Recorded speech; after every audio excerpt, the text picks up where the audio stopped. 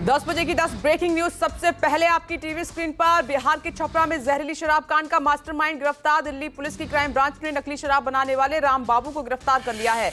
बता दें कि जहरीली शराब पीने की वजह से छपरा में 77 से ज्यादा लोगों की मौत हो गई थी। पुलिस के मुताबिक आरोपी ने शराब में केमिकल डालकर उसे तैयार किया था और जिसे पीने की वजह से कई लोगों की जान चली गई थी। आगे बढ़ते हैं, दूसरी ब्रेकिंग न्यूज का जल्दी से रुख कर लेते हैं। क्रिकेटर ऋषभ पंत का आज फिर होगा एमआरआई। इलाज के लिए विदेश भेजने की तैयारी में बीसीसीआई है। कार हादसे में ऋषभ पंत के चेहरे पर चोट आई है। कई कटे फटे घाव भी मिले हैं। दिल्ली से रुड़की जाते वक्त कल उनका कार का एक्सीडेंट हो गया था। बड़े हादसे का वो शिकार हो गए थे। बता दें कि ऋषभ पंत अपनी मर्सिडीज कार खुद चलाकर होम टाउन रुड़की जा रहे थे और रुड़की के पास उनकी कार का एक्सीडेंट हो गया। इसके बाद कार में भीषण आग लग गई थी। पीएम मोदी ने पंत परिवार को फोन किया और हाल जाना है। आगे बढ़ते हैं, तीसरी ब्रेकिंग न्यूज अब आपकी टीवी स्क्रीन पर आज की। नए साल को लेकर देश भर में सुरक्षा के कड़े इंतजाम किए गए हैं। दिल्ली, मुंबई समेत कई बड़े शहरों में ट्रैफिक एडवाइजरी भी जारी कर दी गई है। राजधानी में 18,000 जवान तैनात किए गए हैं।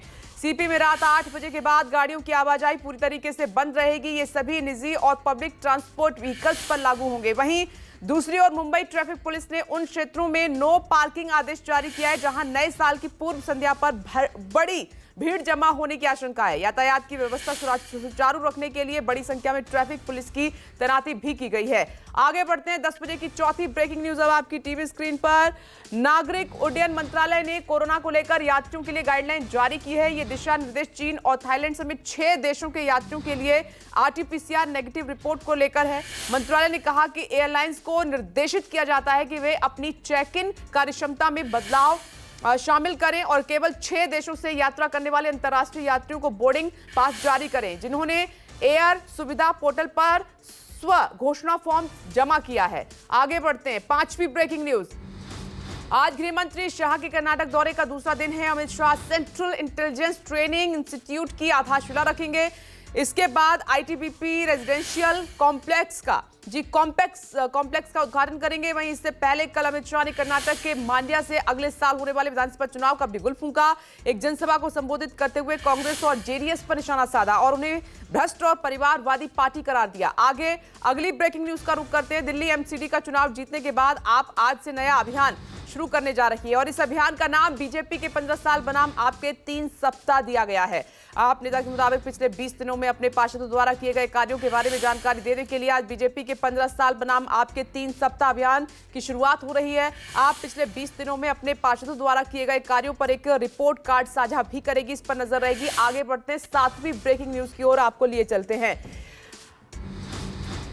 प्रधानमंत्री नरेंद्र मोदी सरकार का बड़ा तोहफा है। नए साल पर लोगों के लिए सरकार ने national saving certificate, post office fixed deposit, senior citizens savings scheme में ब्याज दर बढ़ाने का ऐलान कर दिया है। जनवरी से मार्च 2023 तिमाही के लिए लघु बचत योजनाओं पर ब्याज दरों में 1.1% तक की वृद्धि की गई है। नई ब्याज दर 1 जनवरी से लागू होगी और पीपीएफ में नहीं किया है कोई भी बदलाव। आगे 8वीं ब्रेकिंग न्यूज का रुख करते हैं। बिहार के बिहटा में फिर से शुरू हुआ सर्च ऑपरेशन। लोगों की तलाश में जुटी है एनडीआरएफ की टीम। बताया जा रहा है कि अभी भी 7 लोग लापता हैं। कोहरे और अंधेरे के चलते रोक दिया गया था तलाशी अभियान। कल पटना के मनेर महावीर टोला गंगा नदी घाट पर यात्रियों से भरी नाव डूब गई थी। बताया जा रहा है कि इस नाव पर कुल 15 लोग सवार थे उस वक्त, जिनमें से अभी तक 7 लोग लापता हैं। अब आगे 9वीं ब्रेकिंग न्यूज। राजधानी दिल्ली के प्रीत प्यार में दिल दहला देने वाली वारदात सामने आई है। जिम के मालिक की ऑफिस में घुसकर हत्या की गई है। बाइक से आए नकाबपोश बदमाशों ने जिम के मालिक की गोली मारकर हत्या कर दी। 2 नकाबपोश बदमाशों ने ऑफिस में घुसकर कारोबारी को 4 गोलियां मारी। हत्याकांड को अंजाम देकर आरोपी फरार हो गए हैं। दोनों बदमाश सीसीटीवी कैमरे में कैद हो गए। फिलहाल पुलिस पहचान करने में जुटी हुई है। अब आपकी इस वक्त की 10 बजे की 10वीं बड़ी खबर आपकी टीवी स्क्रीन पर। दिल्ली एनसीआर में नए साल पर और बढ़ेगी ठंड, गिरेगा तापमान और छाएगा कोहरा। आईएमडी ने अलर्ट जारी कर दिया है। दिल्ली एनसीआर में पिछले 2 दिनों से पश्चिमी विक्षोभ के कारण गलन भरी सर्दी से कुछ राहत मिली है, लेकिन शीतलहर भी तेज रफ्तार से चल रही है। इसके साथ ही नए साल में गलन वाली ठंड फिर से सताने के लिए वापस लौट रही है। मौसम विभाग के अनुसार पहाड़ों पर हुई बर्फबारी से दिल्ली एनसीआर में न्यूनतम पारा जो है 5 डिग्री सेल्सियस तक पहुंच जाएगा और शीतलहर भी खतरनाक हो जाएगी। अपना ख्याल रखिएगा। तो यह है आज की 10 बजे की 10वीं ब्रेकिंग न्यूज।